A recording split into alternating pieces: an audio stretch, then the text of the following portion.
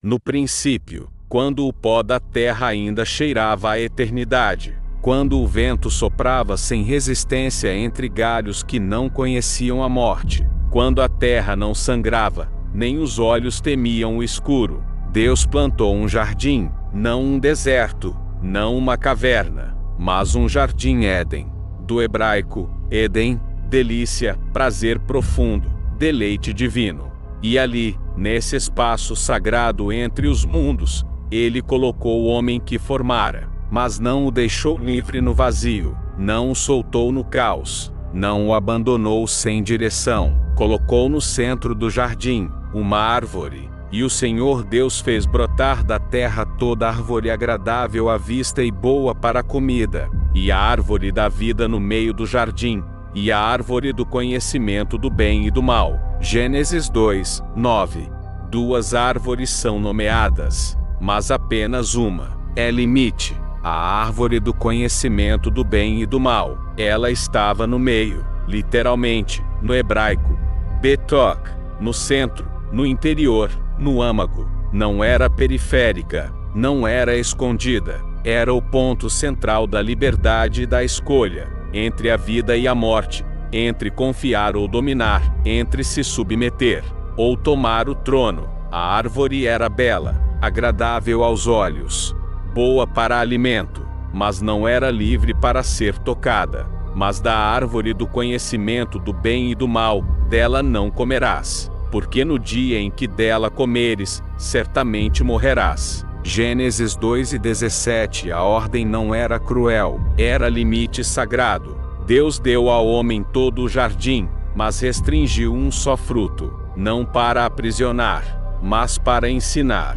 porque todo amor verdadeiro exige limites. Toda liberdade real precisa de confiança, e todo relacionamento com Deus só é profundo se for voluntário. Essa árvore misteriosa, silenciosa, imóvel era o símbolo de um contrato invisível entre Criador e criatura. Ela dizia: sem vós, confie, obedeça, você pode tudo, menos ser Deus. No centro do jardim havia um teste, mas não um jogo. Era o centro moral do Éden, o altar oculto onde o homem teria que decidir: vai me amar, mesmo sem entender, vai confiar, mesmo sem provar, vai me adorar, mesmo com limites. Mas ao lado dela estava a árvore da vida, e o homem podia dela comer livremente. Uma oferecia eternidade, a outra, consciência e morte. Mas por que Deus colocou a árvore ali? Por que permitir a possibilidade da queda? Porque sem possibilidade de desobediência, não há obediência verdadeira. Sem escolha, não há amor. Sem limites, não há liberdade real. A árvore era o lembrete visível de que o homem não era dono do jardim, era hóspede, era imagem, não essência, era barro, não trono. O nome dessa árvore é um paradoxo. Ela não se chama árvore da maldição, nem árvore do engano, nem árvore do pecado. Ela se chama árvore do conhecimento do bem e do mal. Mas o que isso realmente significa? Não é sobre aprender a distinguir entre o que é bom ou mal. Adão e Eva já sabiam que obedecer a Deus era bom e desobedecer era mal. O conhecimento aqui não é apenas intelecto. É um tipo de conhecimento que transforma quem o possui. Um conhecimento vivencial, existencial, profundo que separa a inocência da consciência. Ao comer do fruto, o ser humano não apenas aprendeu algo novo, ele foi transformado, algo dentro dele foi rasgado. Antes, eles andavam nus e não se envergonhavam. Depois, se esconderam, cobriram-se, fugiram da presença de Deus.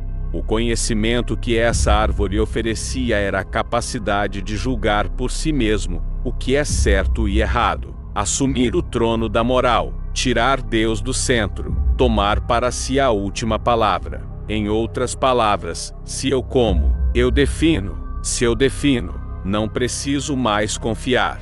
Se não confio, eu caio. O pecado não foi apenas desobedecer a uma ordem, foi romper a confiança, Foi tentar ser como Deus, sem Deus. Foi o primeiro passo rumo à autonomia absoluta. A serpente não disse: vocês morrerão. Ela disse: vocês serão como Deus. E naquele momento, o desejo de ser igual a Deus foi mais forte do que o prazer de caminhar com Ele no jardim. Mas esse tipo de conhecimento, esse que exige tirar Deus da equação, vem com um preço. O preço é a separação. O preço é a vergonha. É a morte. Não imediata, mas total. A morte da comunhão. A morte da inocência. A morte da eternidade. O homem agora sabia o que era o bem, mas não conseguia mais praticá-lo plenamente. Sabia o que era o mal, mas não conseguia mais evitá-lo por completo. O fruto abriu os olhos, mas fechou o caminho de volta. Eles haviam ganhado conhecimento, mas perderam vida. E é aqui que a narrativa muda de tom. O jardim não é mais abrigo. A presença de Deus se torna peso. Ano 10 que antes era liberdade, agora é vergonha. O que era pleno, se partiu. O jardim era um santuário, um templo vivo, um lugar onde o céu tocava a terra, e Deus caminhava entre os homens. Mas depois do fruto, depois do rompimento, tudo mudou. Abriram-se então os olhos de ambos, e perceberam que estavam nus. Por isso, coseram folhas de figueira, e fizeram cintas para si. Gênesis capítulo 3, versículo 7. O conhecimento havia sido alcançado, mas o preço foi a inocência arrancada. E com a consciência, veio o medo, a vergonha, a fuga. O homem, criado à imagem de Deus, agora se escondia dele. E ouviram a voz do Senhor Deus, que passeava no jardim pela viração do dia. E esconderam-se o homem e sua mulher da presença do Senhor Deus entre as árvores do jardim. Gênesis 3, 8. Antes, andavam com ele. Agora, o evitavam. O som dos passos divinos, antes paz. Agora era terror. O Criador chama: Adão, onde estás? E não é porque Deus não sabia, é porque o homem já não sabia mais onde estava. Perdeu-se dentro de si. Fora de Deus. A queda não foi uma simples transgressão, foi a quebra de aliança, foi a ruptura entre os mundos. Foi o momento em que o homem pó e alma decidiu que não precisava mais do sopro que lhe deu vida.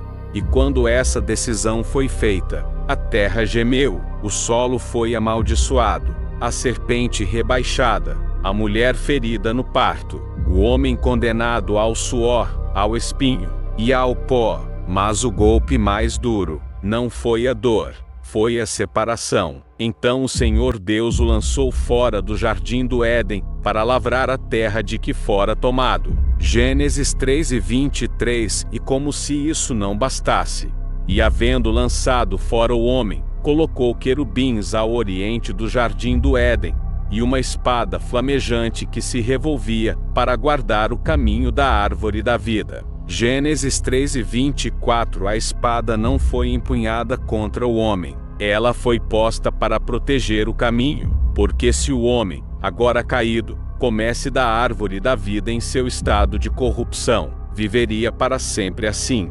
eternamente separado, eternamente corrompido. Por isso, o juízo foi também misericórdia. O Éden foi fechado, a espada flamejante girava, os querubins guardavam o santuário, mas no coração do homem ficou o eco do que foi perdido, do que foi escolhido, do que ainda poderia ser restaurado, porque embora a árvore da vida tenha sido selada, ela não foi destruída, ela aguardava, em silêncio. A árvore ficou no passado. Ou, será que não? A verdade é que o símbolo não morreu no Éden. Ele se espalhou, se enraizou na linguagem profética, nas metáforas divinas, nos cânticos de sabedoria.